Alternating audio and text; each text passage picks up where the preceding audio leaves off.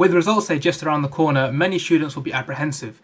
However, we live in unprecedented times. This doesn't detract from the fact that many students will be getting their places to university through clearing, and this is why a gap year might be the best option for you. Now, to preface this video, this isn't a specific piece of advice for a specific set of people. This is me just relaying my own story and essentially what I did and how it worked out for me. And if you find yourself in a similar situation to me, you can take my experience and see how you can apply certain parts of it how you see fit. So I've spoken about this briefly in a previous video, but let's summarize kind of how or what my journey was into university. Firstly, the course I want to study. So the course I wanted to really study at the beginning when I was in year 12 and applying for university was chemistry and maths, and specifically at UCL in London. However, I got catastrophically bad AS grades, and that prevented me from not only just applying to university that I wanted to go to, but also when I did apply, I didn't get my offer from UCL. However, I spoke about that in my previous video last year.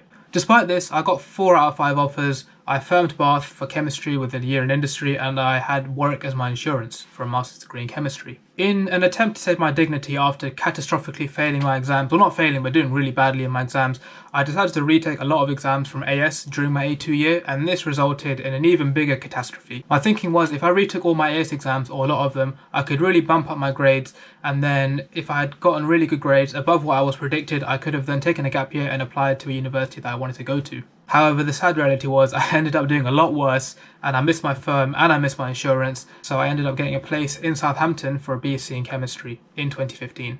So we're now in August 2015. I had failed to get into my firm and insurance, and I had a place for a BSc in chemistry at the University of Southampton. However, I still really wanted to do chemistry with maths.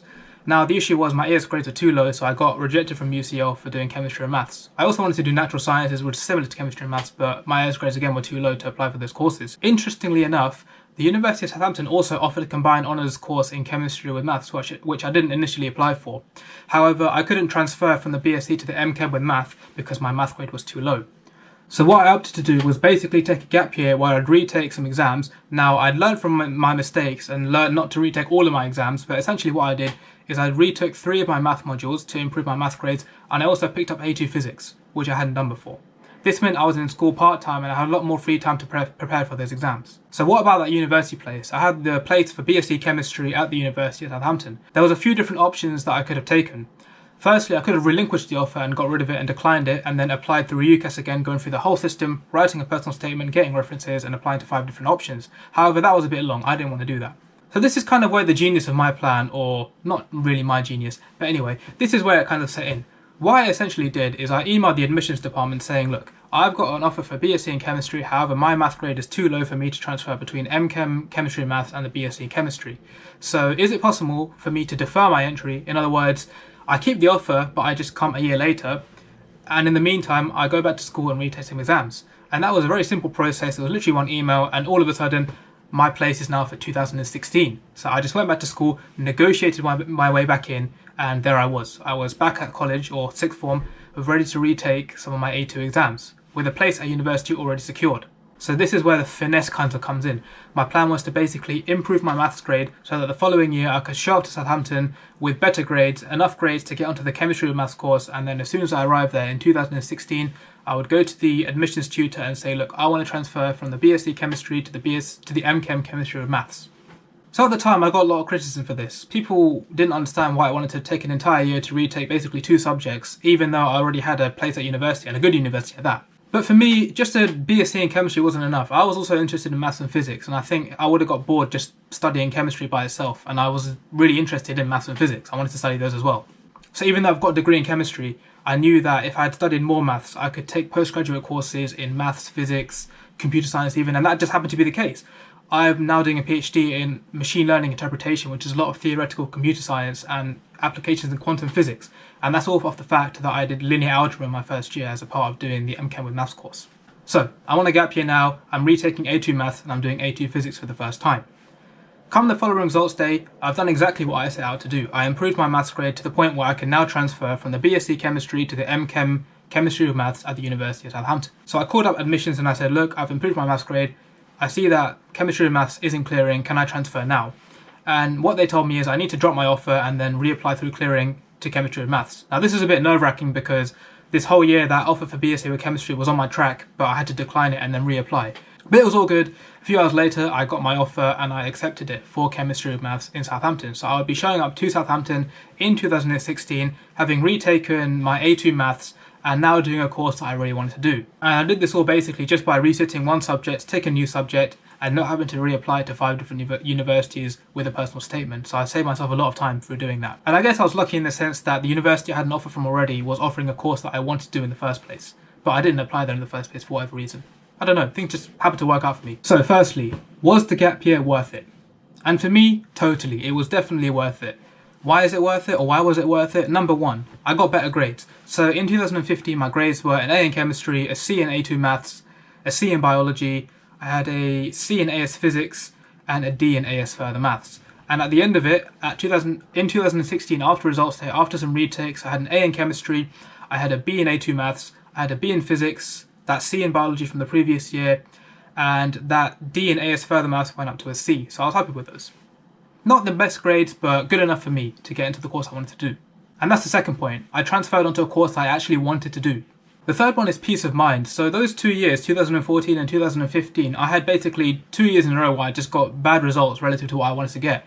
And that was quite a fall from grades because I did really well in my GCSEs relative to everyone else in the school. So I thought I was something basically. I thought I was smarter than I was. And essentially what happened is those 2 years basically really took a hit on my confidence. And I realized, actually, am I as smart as I am? Or, am I doing the right thing? Am I revising the right way? And it was a big confidence hit, but also my zeal for learning and revising for exams had just gone. And that gap year really told me that actually, if you take on as much as you can handle, or be clever about how much you take on, you can actually do it and do well. So my zeal for studying and actually just learning physics and maths and chemistry and all the other subjects had basically been revived through that year. And I was ready to go and actually learn more stuff at university rather than being burnt out from the beginning. The gap year also set precedents for a lot of other things. So because I had more free time, I was only in school part-time. I was there for about 3 to 4 hours a week for physics lessons, and I was revising maths at home by myself. I had a lot of free time. This meant that I could go to the gym and basically start one of my biggest hobbies, which is in powerlifting. And it taught me to manage my time and balance being able to go to the gym and studying. And this is something that was very useful for me when I was in university, albeit on a smaller scale. The next point is basically friends. So this is more of a non-point, but the funny thing is that a lot of my close friends were also retaking. Some of them had retaken AS, so this gap year of mine, they were doing their A2s for the first time. And a lot of other friends were also retaking A2s. So only a few of them actually went to university, and this meant that I was in school, sixth form, with basically the same people that had been in school for the past 8-9 years after having started year 7. So the social aspect was still there. Basically everyone I knew was still around me, and that made it much easier for me. And this also meant that the relationships I had with them was cemented. Because we all took that extra year and we all started university a year late, it was kind of a bonding point for us. And even though we've all got our respective friendship groups at universities, we're still very much in contact nowadays. And you don't really find that where people go through university and they still have that kind of relationship with their school friend, because people drift apart.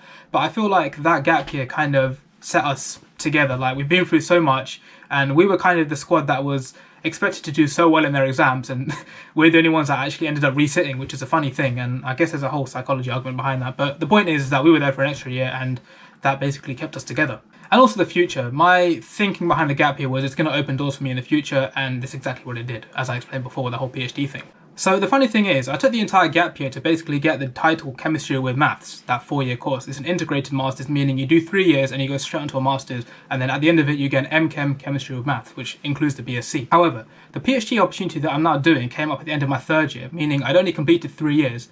Now I could graduate with a BSc, but it wouldn't be a BSc in Chemistry with Maths, because in order to get the combined honours, there had to be a math unit studied in the 4th year to get enough credits, or something on the lines of that. Meaning, when I graduated, I only graduated with a BSc in chemistry. So I took a gap year to do chemistry with maths, but I ended up getting only a BSc in chemistry. Now, I was talking about this foresight I had about opening doors for me, and it wasn't really the title of the degree that kind of led on to this. It was just the fact that I had studied that maths in my 1st year and 2nd year and 3rd year. So even though I didn't get the title, it's the content of the degree that I was studying, and I was studying chemistry and maths up to my 3rd year, that allowed me to get onto that PhD program, and now everything's great. The whole ordeal as well basically taught me not to bite more than I can chew. Having done too many exams in 2015 and seeing the repercussions of that, and then taking a manageable amount and kind of getting my confidence back, this is a really good thing for me, and it showed me that actually I can do well academically. Even though I'd seen a lot of failure in those previous 2 years, I reaffirmed to myself that if I take on as much as I can manage, I can do really well. So the question is, should you take a gap year? And in all honesty, I can't tell you if you should take a gap year or not, and I don't think anyone else can either. You should deliberate with your closest friends and family, but ultimately the choice is yours, whether or not you think the gap year is best for you. What you should do is weigh up the pros and cons of taking a gap year. For me, the pros were basically getting onto a course I wanted to do, and then therefore opening up doors for me. And also there weren't many cons really, because I kept the offer that I already had, so I didn't have to, there was no risk really. So for me it made total sense. And I did explain before that people found it a bit questionable, but for me I had to just prove myself that actually I'm going to make this choice for myself, and I want it to work. So I did, I made it, and I made it work. So yeah, weigh up the pros and cons and think long and hard about it. You have enough time between results day and the beginning of September if you need to retake some exams to kind of think about that, go for long walks, clear your mind out and have a think. And also if you're a Muslim, pray your istikhara, of course. And actually one thing I noticed when I started university is you could really tell who took a gap year and who didn't. There was just a level of maturity. I'm not saying everyone else was immature, but there was a certain level of extra maturity among those who took a gap year. And those are the kind of people that, the gap year people tended to hang out with the gap year people because you could just tell there was a certain level of readiness that they came with. They were more prepared for university because they took a gap year. For whatever reason, it could have been retaking exams, it could have been traveling the world and going to Thailand and finding themselves, who knows. But the point is that they just came to university a bit more ready and a bit more prepared for it. And actually on that point, there's kind of no shame in taking a gap year. When you start university, not everyone's going to be the same age as you. There are people ranging from all kinds of age. A lot will be 18, some even 17 if they're international students. But actually, the number of people that take a gap year is quite significant. I would say, you know, there's a good percentage of your cohort would have taken a gap year.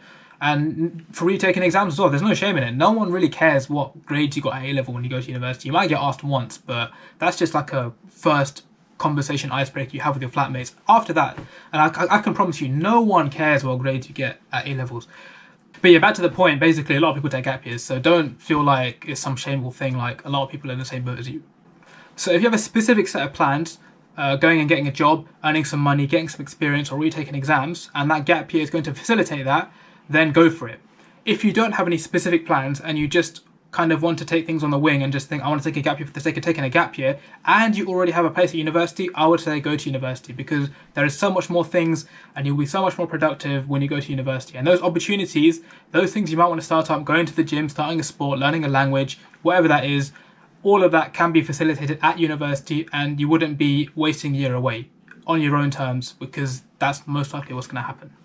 So hopefully that's been of some benefit to anyone watching. If you have any questions or comments, leave them in the comments below. Otherwise, thank you very much for watching, and I'll see you guys in the next video.